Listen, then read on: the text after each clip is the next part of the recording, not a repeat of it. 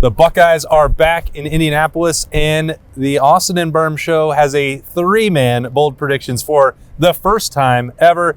Welcome back to The Beat is brought to you by the Waterworks. We are outside Lucas Oil Stadium tomorrow night, Saturday night. Why did we all look like we didn't know it was Did there? you know it was there? It snuck up on us. But we are here. We have arrived, and if you missed the teaser, bold predictions were not on the morning edition of Freaky Friday. That was a mailbag. But now, Ohio State, Indiana, number 1 versus number 2. That calls for a bonus edition and a bonus with Television's Adam King. Well, you said it's brought by Waterworks. I think that's a good way to put it, because when you asked me to do this, I mean, it was just the Waterworks were flowing. Wow. An emotional man. It's a beautiful day for It's me. great to have Underneath that caked makeup exterior, there's a lot of heart. That's right. They both have makeup on, too. This is true. We've been here for about 20 minutes. Yeah. And a guy came running up. I have it on video. Running up and screaming, "Television's Adam King, I love you." Was in the middle of an interview. "I love watching you on Austin Birm."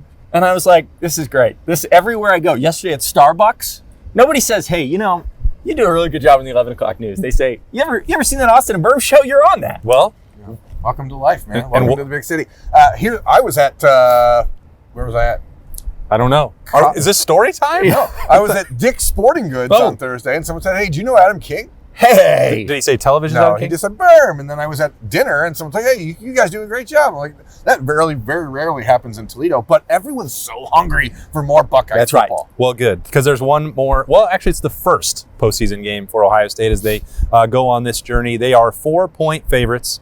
Adam, we start bold predictions right up front with a score prediction before we drill down. I like that. I like that. Dive in. That is the script of the show, which is, we pride ourselves on organization. That's right. They handed me a long show sheet. I thought it was very interesting. Yes. And if you knew how this camera was set up right now, you wouldn't believe any part of that.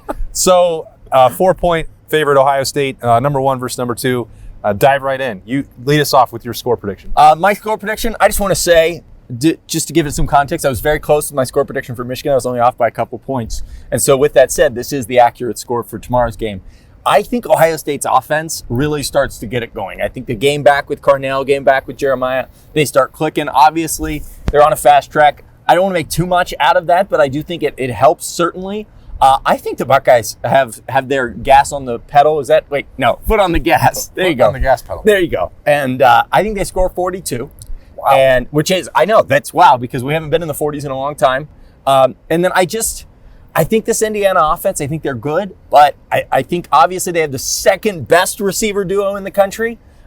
We can talk all we want about Mendoza. I think they put up 20 points. 20 points. Which Okay. would be the most anyone's put up on Ohio State this year. And that's a great credit to them.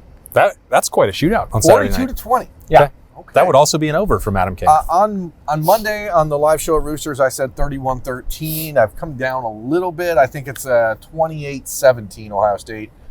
But I think it's going to be close into the fourth quarter. I think maybe like a 21-17 game in the fourth where Ohio State finds a way to get into the end zone and stops it. So I really do think Indiana's a good football team. I've watched them over the last couple of days as everything settled down on the recruiting front, thankfully on Friday, as the Buckeyes. In case you were wondering, Chris Henry Jr. is going to sign with Ohio State. And maybe it's already happened. I don't know if it's official or not, but he went on Pat McAfee's show, and kudos to Ryan Day, huh? Wow, what a job. Do you think he backs out of it again? I don't. You don't think you go and pack McAfee and then say, I think that'd be weird. But 28-17, I think this is going to be a real good game. It's number 1 versus number 2 games don't generally disappoint when it comes to the way that they turn out. So I'm expecting a really well-played football game by both sides. I do think the indoor avenue, the indoor opportunity for Ohio State is something that they will take advantage of early. I think you're going to see the Buckeyes come out and try to put Indiana on their heels a little bit defensively, try to force them to change some things up. Indiana plays more zone than like anybody in the country and gets a lot of like free runners from linebackers and stuff. You're not going to be able to do that in this game because if you leave the middle of the field open, Ohio State and Julian Saint are going to torch you. So 28-17 Bucks. I am literally standing between you guys. My score prediction is also right in the middle of where you are both projecting this game. I believe Ohio State will win 34-17. I have full respect for Indiana. I was a little bit dismissive of Curt Cignetti, and I thought last year's resume was a little bit fraudulent, even though the only teams that they lost to wound up playing for the national championship. It was a very soft schedule. In a lot of ways, this year's schedule is similar, but the eye test is passed at a different level for them. And one factor, as we're standing out here outside Lucas Oil Stadium, we're looking right at the JW Marriott downtown, and it's got a huge Indiana sign, never daunted. I wonder what the actual ticket breakdown will be through the secondary market. Indiana has been looking forward to this for a very long time, an opportunity to get to Indianapolis. And Ohio State fans will show up at any time, any moment, and go anywhere to follow this team. They haven't been in this game in a long time. It feels like multiple decades for them instead of 5 years. And the last time they couldn't even come during COVID with the Northwestern game. So I think that the atmosphere is going to be. I think it's going to be great. So if there was concern, which I don't think Ohio State's ever had that about going on the road or neutral site games, that they would be outnumbered, I think it's going to be an electric atmosphere. So I think that part will balance out. And I'm not sure what will happen to Indiana again if it gets punched in the mouth. It rallied at Penn State. I give them credit for that. The wins that they've had on the road are impressive. Oregon as well, but Ohio State is a different animal this year, and so I fully expect they will be able to pull away in the second half, and I'm really looking forward to it. But I've got 34-17. So how do we get to those points? How do we get to your score prediction? And what's your first bold P? My bold P, and I think I told you Caden Curry is going to have the game of his life, and I'm going to throw the other Caden. I think it's Caden squared in this game is how you get there. I think McDonald has been unbelievable in stopping the run. Indiana has struggled on the ground at times in these big games. I think the one thing that you don't want to do is try to run down the mouth of Ohio State here with Caden McDonald. And then I think you have to have Caden Curry get after the quarterback in this game. It can't be pressure constantly coming, dialed up pressure. It's just got to be, if they're going to send four, you got to get home in this game. And Matt Patricia does a really good job of sending guys from so many different ways and disguising coverages for Mendoza, even who is, he's a veteran guy. He's seen a lot. I think it'll still be chaotic for him.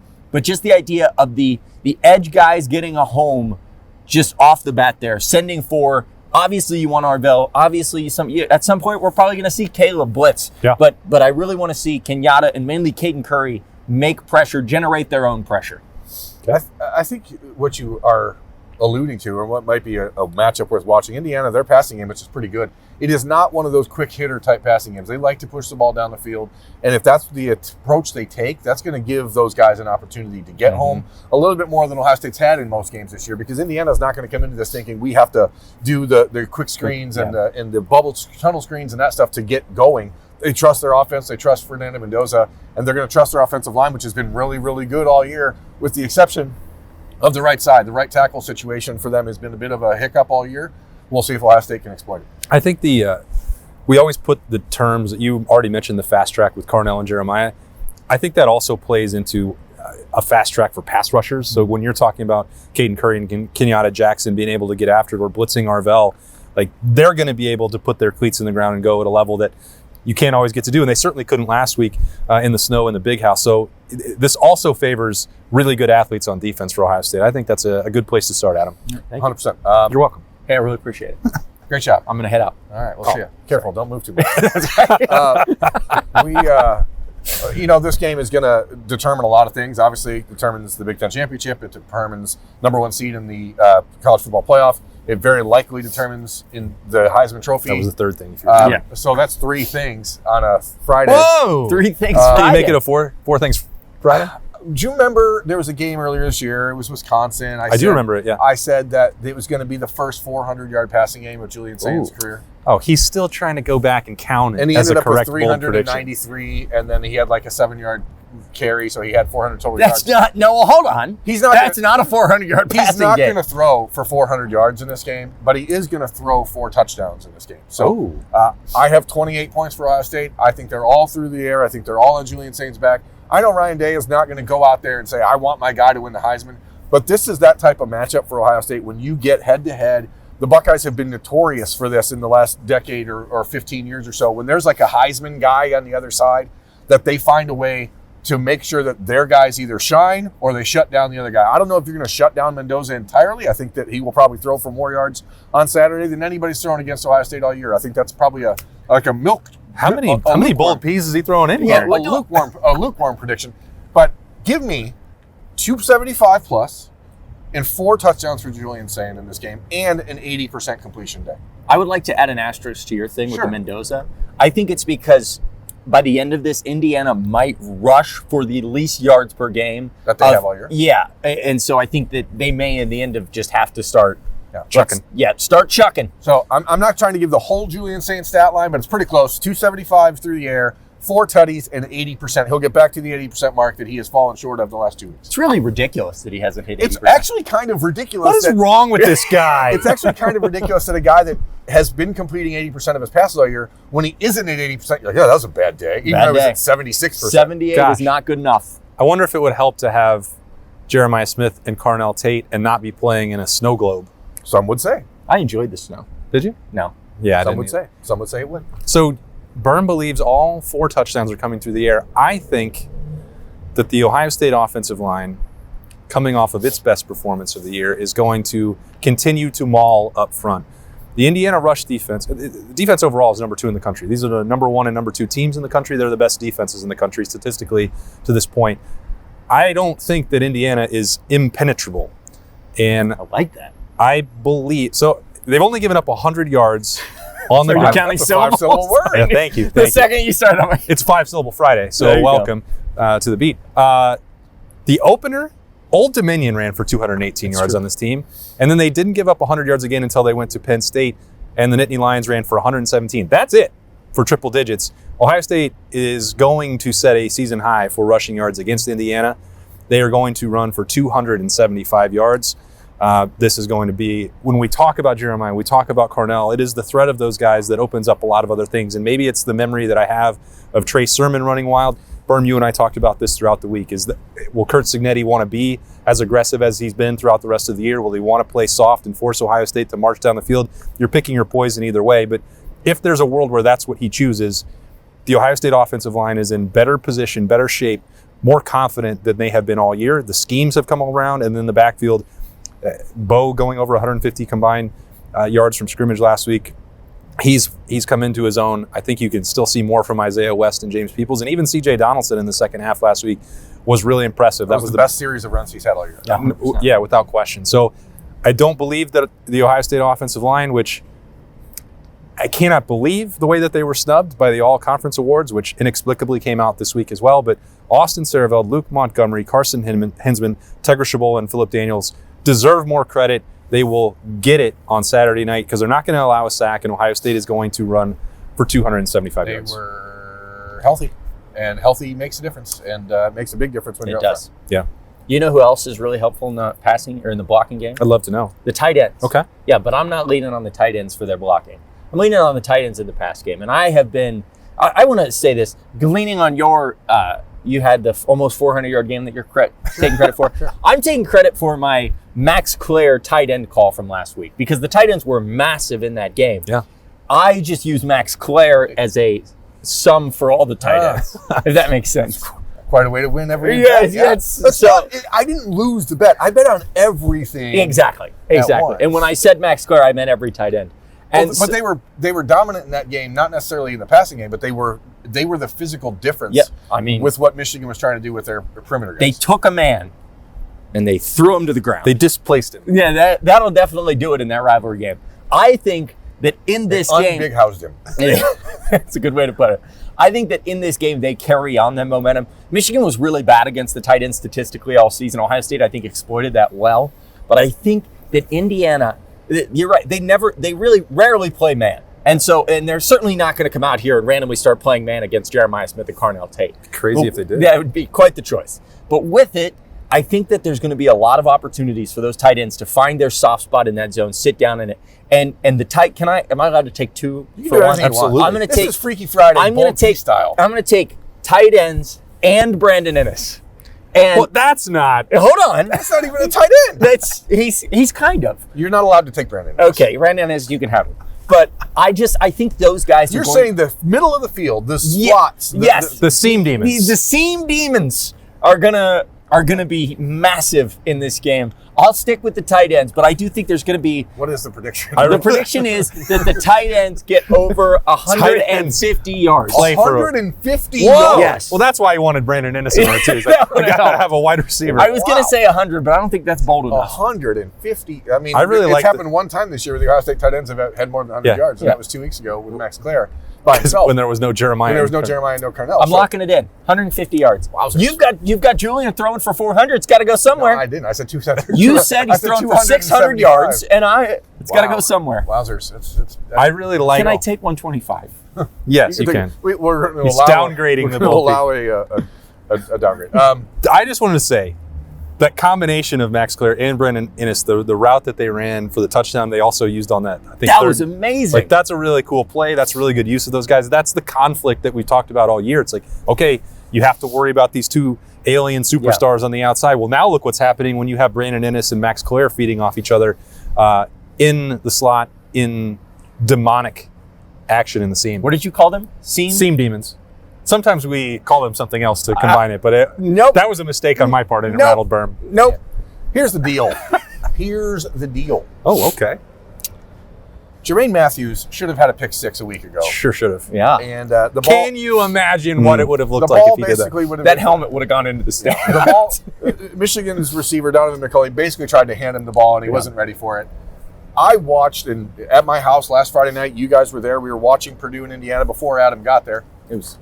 I was there. We watched Fernando Mendoza try to throw like 6 interceptions in the not first good. quarter against Purdue, and the Boilermakers just kept dropping it. I don't think Jermaine Matthews is going to drop it. Maybe this is a simple bold P.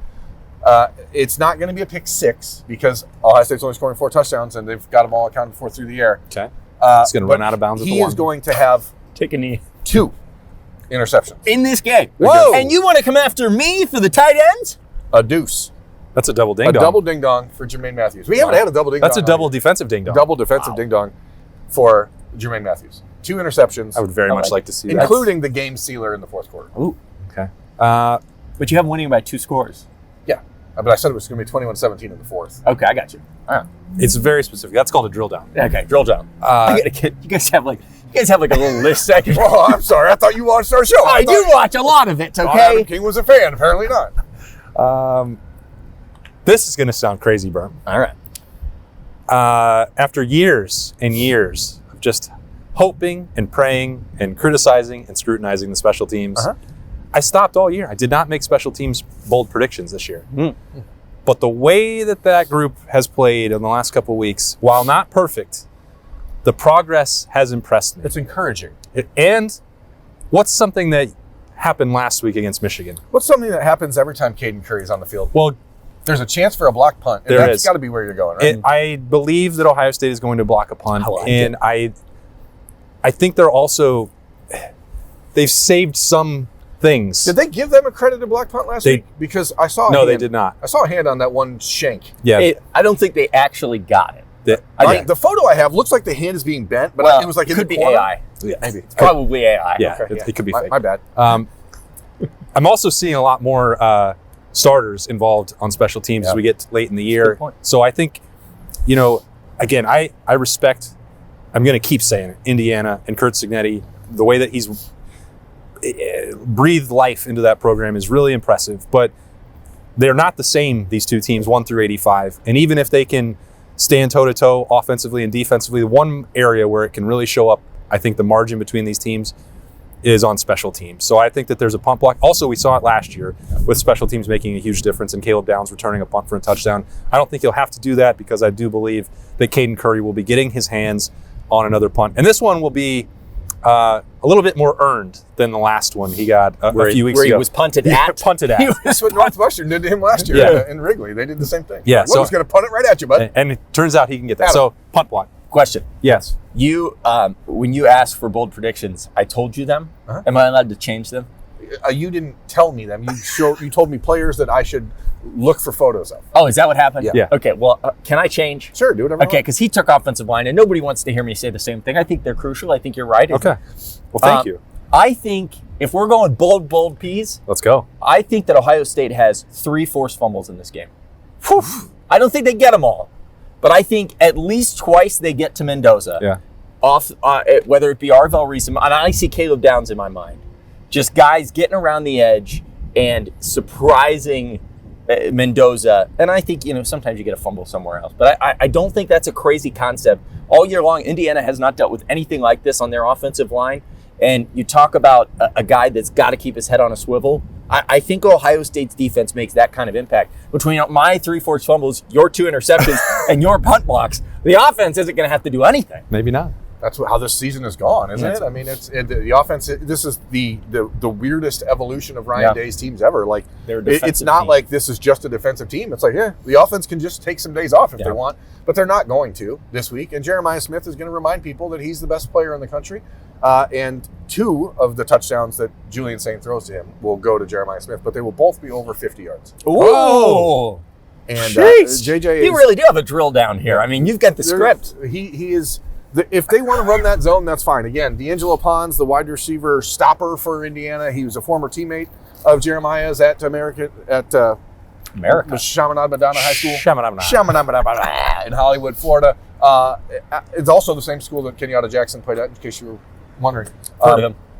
I believe that Jeremiah was annoyed a little bit last year at the way that certain players on Indiana's team and in their secondary celebrated things in that game. And I just feel like, I don't care if you put 2 back there and try to stop him.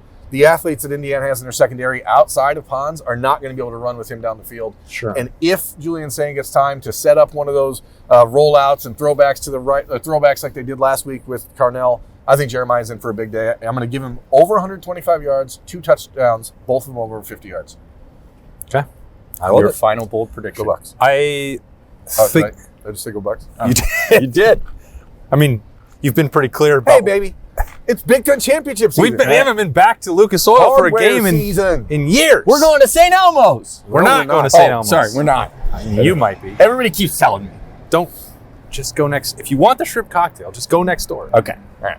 It's literally like every other steakhouse. Is that in your America. bold prediction that the shrimp cocktail is better there? I would Much better. It's just the same. The same. Okay. The same shrimp cocktail. They're owned by the same people. Well, that doesn't make any sense. Why But then you don't have to pay $100 for an average steak. Oh, that's fair. So basically we're saying, listen, America, if you are coming over to Indianapolis for Ohio State and Indiana, go to Daredevil, go to Sun King. Do not go to St. Elmo's, please. Not a sponsor. I implore you. None of them are. And support the Waterworks. Speaking of Waterworks. I want to sign up. I know you just hang it. I'll say it quickly, okay? Jalen McClain is going to get the game-sealing interception for Ohio State. It is a drill down. It is a fourth quarter interception. 7 turnovers. Jalen McClain never gets enough credit. He's like the one person on this defense that's like... He had 2 touchdown-saving tackles on Michigan's first drive last week. Or 2 drives, and it was like, go home. He's mission critical, and I have a habit of seeing really good Ohio State players and then calling the next guy an evolutionary version. If Jalen McClain is not the evolutionary version of Lathan Ransom, I should just stop saying that about anybody. He's got the same ability to diagnose plays. He is just as physical. I think he's probably even a touch more athletic than Lathan, and he's been really fun to watch. And I think in this fast track that Adam King has previewed here on Bold Predictions, I think he's going to have another phenomenal game. He is those tackles last week were critical. I think he gets a signature play with an interception that will seal what I believe is a 34-17 win for Ohio State. Yours was 42-20, and we're up to 8 actually turnovers in this game. okay. Great. 28-17. Also, we're not combining all the predictions. No, all of them happen. Are you telling me that all of this isn't going to play out? No. We have our own bold predictions. Everyone's operating their own game script here. It's not like We've got Jeremiah. We got Julian throwing for 400 yards. We got 7 interceptions, a forced fumble. This thing is going to get out of hand in a hurry. That's not how this works, Adam, but maybe you can do more bold predictions as we roll along into the postseason. Thanks for having me. In the college football playoffs. It's really a pleasure. Is television's Adam King. That's Birm. I am Austin. The number 1 versus number 2 clash for the Silver Football is Saturday night in this building. It's still there. It's right there. You guys see it? That's cool. 8 o'clock on Fox, Ohio State, Indiana. Can't wait. Thanks for joining us for this bonus version of The Beat presented by the Waterworks. We will see you tomorrow for the pregame keys. What do you have coming? I've got a lot of stuff, but I don't know when this airs. So just 10 TV after the game. Tune in right when the clock hits 0. All right. Pregame keys will be up on 97.1 The Fan's YouTube channel, 10 TV, YouTube channel, 10 TV Plus, Apple, Spotify, Roku, and then everything else that you've come to expect after that game is over. It is tomorrow, and we'll see you at Lucas Oil Stadium.